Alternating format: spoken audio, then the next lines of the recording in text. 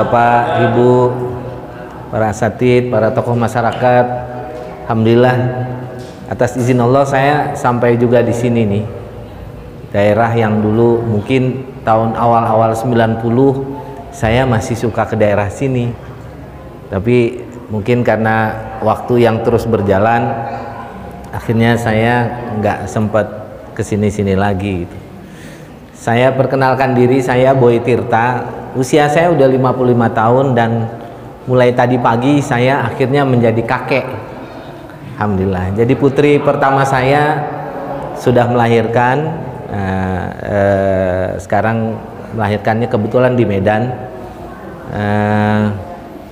Jadi kalau orang ketemu saya kadang-kadang katanya masih apa dibilang, karena saya memang agak suka satu, rambutnya nggak suka panjang gitu.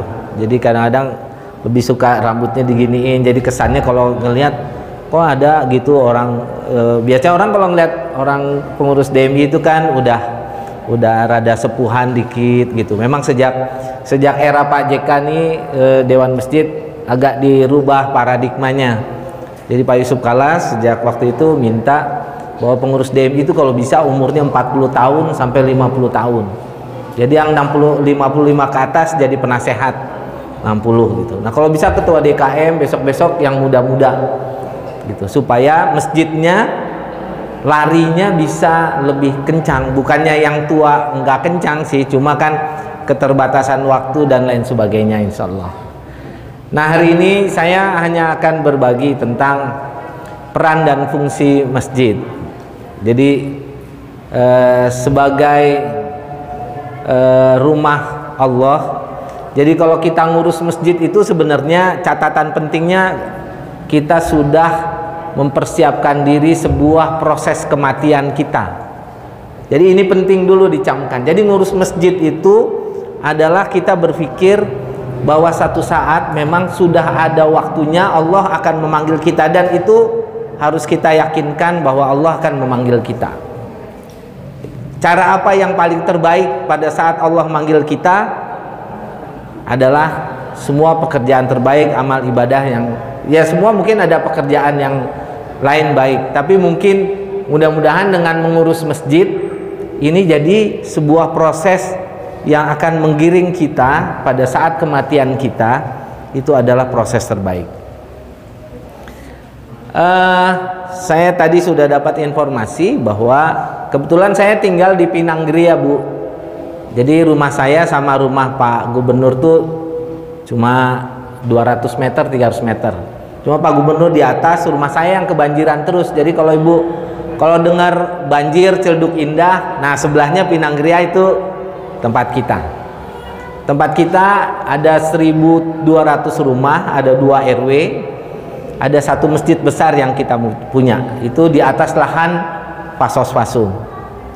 Tapi alhamdulillah terakhir jemaah masjid kita ukurannya selalu sholat subuh. Jadi grafiknya kita ukurannya sholat subuh. Jadi kebetulan saya jadi sekretaris DKM itu 3 periode. 1 periode jadi ketua DKM. Memang dulu saya komitmen jadi ketua DKM itu nggak boleh lama-lama, karena harus ada regenerasi. Jadi regenerasi karena kebetulan saya di DMI juga sudah kelamaan, karena dulu waktu kuliah masih aktivis masjid kampus, karena saya dulu kuliah di UI.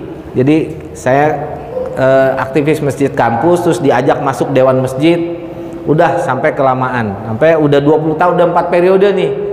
Jadi pengurus dewan masjid pusat, pengurus dewan masjid provinsi, terakhir kemarin saya ketua DMI Kecamatan Pinang. Makanya waktu Pak Camat bilang udah terusin aja Pak Haji gitu, enggak, udah selesai, harus regenerasi gitu. Nah, PR terbesar waktu itu adalah pada saat kita bicara tentang kemasjidan. Pertama, saya alhamdulillah dengar bahwa setelah dari tahun 88 masjid ini status musola, terus sekarang jadi masjid, pertumbuhannya cukup bagus, dan hari ini sudah langsung dilaksanakan halal bihalal. Ini adalah sebuah kemajuan yang luar biasa. Tinggal Pertanyaannya adalah bagaimana kita memakmurkan masjid ini dengan sebuah aktivitas yang sama ritmenya. Samanya bagaimana gitu. Nah, komitmen pengurus RW, ketua RW dan pengurusnya, ketua RT dan pengurusnya. Jadi waktu saya jadi ketua DKM, saya bilang sama ketua RW, Pak RW, Bu RW, ketua salah satunya ibu-ibu, bagaimana pokoknya kita setiap Jumat, subuh Jumat, Sabtu Jumat, Ahad subuh, jadi Jumat subuh, Sabtu subuh, Ahad subuh, pengurus RW 80% sama RT-RT ada di masjid sholat subuh. Jadi karena dulu sebagian kita kan masih aktif ya, karena saya tinggal di komplek perumahan, ada orang Bank Mandiri, orang dulu Bank Bumi Daya, terus orang Pertamina. Jadi kita sepakati. Jadi memang kita coba duduk bareng-bareng sama ketua RW, Pak, bagaimana kita sama-sama memakmurkan masjid, karena ukuran memakmurkan itu impactnya nanti akan kena ke semua masyarakat. Semakin makmur masjidnya, rumah sebelah masjid itu juga akan kehidupannya terasa, Pak. Kehidupannya akan terasa. Kalau ngurus masjid, ada di masjid, itu semua kehidupan kita terasa. Ukurannya dari mana, Pak? Kalau mungkin seusia kita ini, ukurannya pasti yang ditanya anaknya kerja di mana, sekolahnya bagaimana, terus kehidupannya bagaimana. Kan ukuran keberhasilan orang tua tuh ada di anak. Kalau anaknya sekolahnya berhasil, pekerjaannya berhasil, ada sebuah nilai bahwa di masyarakat dan buat kita pribadi, bahwa kita berhasil membangun sebuah keluarga yang kehidupannya mungkin jadi baik. Nah, bagaimana kita memulai masjid kita harus sama-sama. Harus sama-sama kita bangun, harus sama-sama kita buat ramai. Saya kalau di masjid saya itu satu saf 27 orang. 27 orang. Mungkin ini 15. Nah, saya sampaikan pengurus DKM sepakat nggak bahwa setiap 3 bulan sekali jamaah sholat subuhnya itu naik grafiknya. Naik grafiknya. Jadi kalau Jogokarian itu kan di awal-awal ngebangun itu sholat subuhnya absen. Jadi orang sekitarnya itu di absen. Nah, cuma saya nggak enak ngabsen ketua RW kan. Saya cuma bilang, Pak RW, Pak RT, saya cuma minta nih, saya mau coba, karena saya udah tinggal di Pinanggeria dari tahun 88 dan ayah saya pernah jadi ketua RW, salah satu RW-nya. Jadi kan ngomongnya enak, Pak. Gitu. Saya bilang, dan ayah saya termasuk pendiri masjid. Saya mohon izin nanti para ketua RT saya minta dalam 3 bulan ke depan minimal ada 10 bapak-bapak dari satu RT itu harus sholat subuh di masjid. Bagaimana caranya terserah Pak RW gitu. Itu akhirnya membuat apa? Mau nggak mau Pak RW-nya sama pengurus perangkat RT-nya sholat subuh ke masjid. Karena ini adalah sebuah apa ya? Memang ada perasaan enak nggak enak kalau ngajak orang sholat ke masjid ya. Tapi ini adalah tanggung jawab moral bagi kita yang ada di masjid, para semua perangkat masyarakat yang beragam Muslim, bahwa untuk mengerjakan kebaikan itu memang enak nggak enak. Enak nggak enak. Tapi saya pokoknya jalanin aja, pokoknya jalanin.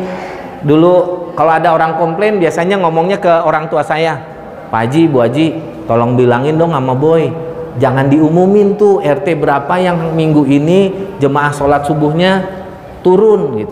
Ada titipan gitu, tapi dia nggak ngomong sama saya, karena kalau ngomong sama saya bilang, Pak RT, Bu RW, Pak RW, kita kan sudah sepakat, karena kita yakin kalau orang wilayah itu sholat subuhnya penuh, itu keberkahan akan ada di masyarakat sekitar, dan itu kita harus yakin bahwa Allah menurunkan keberkahan dan anugerah bagi suatu kampung yang sholat subuhnya penuh.